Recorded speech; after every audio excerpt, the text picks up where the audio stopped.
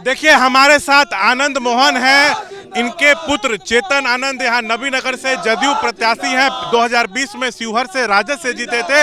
आनंद मोहन भी जो है जोर शोर से चुनाव प्रचार में जुटे हुए हैं।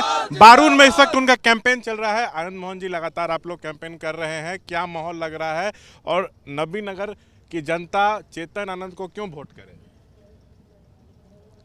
अब देखिए, नबीनगर के लिए हम लोग कोई नए नहीं हैं। लवली जी जीती थी यहाँ। जी, जाने परखे लोग हैं।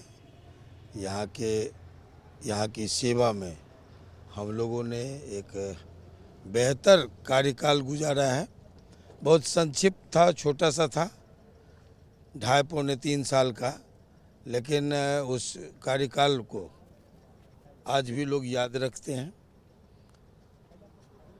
बगैर कोई पक्षपात, जात पात, धर्म, मजहब कि हम लोगों ने जो यकीन नबीनगर ने लवली आनंद में दिखाया, उस विश्वास पर हम लोग 16 आना खड़े उतरे थे। आज भी जहाँ जाते हैं कोई न कोई एक कहानी है, कोई न कोई एक काम है। यही हम लोगों की पूंजी रही और इसी आधार पर पार्टी के शीर्ष नेतृत्व ने यहाँ भेजा है। अच्छा, इस सीट की काफी चर्चा हो रही है, कहा जा रहा है बाहुबली आनंद मोहन के पुत्र लड़ रहे हैं। जी जी, और क्या कहेंगे आप लोग। बाहुबली, अब हम कहेंगे तो बुरा मान जाइएगा। आपके जन्म से पहले से हम पत्रकारिता में हैं। इमरजेंसी में जब अभिव्यक्ति की आज़ादी पर सेंसरशिप की तलवार लटकाई गई, तब आनंद मोहन क्रांति दूत का संपादक उसके खिलाफ जेल गया था, है ना। सुनिए, और कौन सा आज का नेता है जिसकी लिखी कहानियाँ पाठ्यक्रम में शामिल हो? कौन सा हमारे समकक्ष या उसके बाद की पीढ़ी में कौन ऐसे नेता है जिनकी लिखी किताब संसद के ग्रंथागार में की शोभा बढ़ा रहा हो? कौन से लीडर हैं जो हिंदी जगत के मानक प्रकाशन, प्रतिष्ठित प्रकाशन राजकमल से छपता हो? बावजूद इसके हम बाहुबली हैं। नहीं सर, ऐसा तो विरोधी कह रहे हैं। मेरा ये सवाल है कि सर देखिए, इस सीट पर आरजेडी ने न कहीं आगड़ा बनाम पिछड़ा अति पिछड़ा की लड़ाई बनाने की कोशिश की है। यहाँ से आरजेडी ने अपने सीटिंग विधायक का टिकट काटा, आमोद जी को प्रत्याशी बनाया। और क्या करेगा?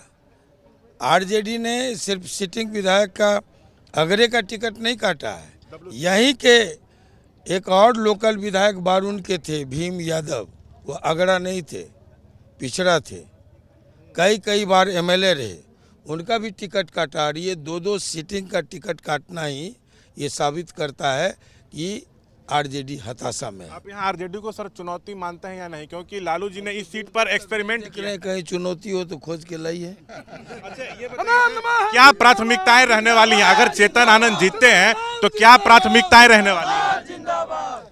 प्राथमिकता होगी जो चिर प्रतीक्षित मांग है यहाँ का अनुमंडल, वो होगी प्राथमिकता। और दूसरी बात कि 2-2 एनटीपीसी के रहते किसानों की ज़मीनें गई, किसानों की ज़मीनें आज उसके डस्ट से बंजर हो रही है। औसत आयु नबीनगर बारून का 5 साल घट गया है। सारा नुकसान नबीनगर की जनता झेल रही है, फ़ायदा कोई और ले जा रहा है। यहाँ पर बाहर से लाके और जो कर्मचारी हैं, अधिकारी हैं, उन लोगों को अधिकारियों ने अपने लोगों को लाकर अप्रोच वाले लोगों ने भर दिया है। रोजगार मिलना चाहिए, उसके बाद जो विकास होना चाहिए। जब लाभ एनटीपीसी को यहाँ से हो रहा है तो इसके शेष राशि जो है वो जा रहे हैं दूसरे प्रदेशों में, दूसरे इलाकों में। चेतन आनंद की प्राथमिकता होगी कि दोनों एनटीपीसी को बाध्य करे नबीनगर के चतुर्दिक और सर्वांगीण विकास के लिए, और अनुमंडल यहाँ मुख्य हम लोग की प्राथमिकता है। एनडीए का मुकाबला महागठबंधन से है। तेजस्वी यादव को औपचारिक रूप से पर है, वाकई पर दे दिया है फ्रेंडली मैच कर रहा है ये लोग। 12 सीटों पे हो रहा है। 12 सीटों पर नहीं, ये मैसेज है कि वह कवर दे चुका अच्छा, मेरा है। सवाल- ये लोग आपस में लड़ रहे हैं, एनडीए से नहीं लड़ रहे। अच्छा, आपको तो बड़ा लंबा अनुभव है। एक तरफ तेजस्वी को महागठबंधन ने औपचारिक रूप से सीएम चेहरा घोषित किया है। आप तेजस्वी पूछ रहे हैं कि आखिर नीतीश जी को मुख्यमंत्री चेहरा क्यों नहीं घोषित कर रही है? वाला ही नहीं है, जो होने वाला ही नहीं है। नीतीश कुमार जी मुख्यमंत्री हैं और किसी को घोषित किया गया है ना। अब घोषित मुख्यमंत्री कहते हैं हम 20,000 दे देंगे महिलाओं को, जो 10,000 ही मिल रहा है।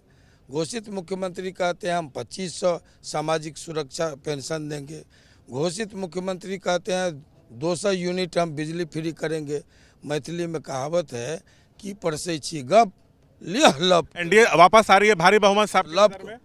बिल्कुल शानदार वापसी एक है। आखिरी सवाल, आपका एक बयान आया था कि भूरा बाल तय करेगा सिंहासन पे कौन बैठेगा। ये सब कहाँ से ढूंढ के लाते हैं। चलिए देखिए, ये है हमारे साथ बातचीत करते हुए आनंद मोहन। बता दें, नबीनगर विधानसभा सीट पर जो है वो प्रचार में वो व्यस्त हैं। यहाँ से उनके बेटे चेतन आनंद जो हैं वो जदयू प्रत्याशी हैं। 2020 में वह शिवहर से आरजेडी से जीते थे, लेकिन जब नीतीश पिछली बार जो है 2024 में महागठबंधन से एनडीए में आए तो चेतन भी जो है फ्लोर टेस्ट के दौरान जो है वो एनडीए में आ गए थे। तो इस बार उनको जदयू ने प्रत्याशी बनाया है। मुकाबला है आरजेडी के आमोद चंद्रवंशी से। तो आनंद मोहन कह रहे हैं कि बड़ी जीत जो है यहाँ पर चेतन की होने जा रही है। हम आरजेडी को चुनौती नहीं मानते।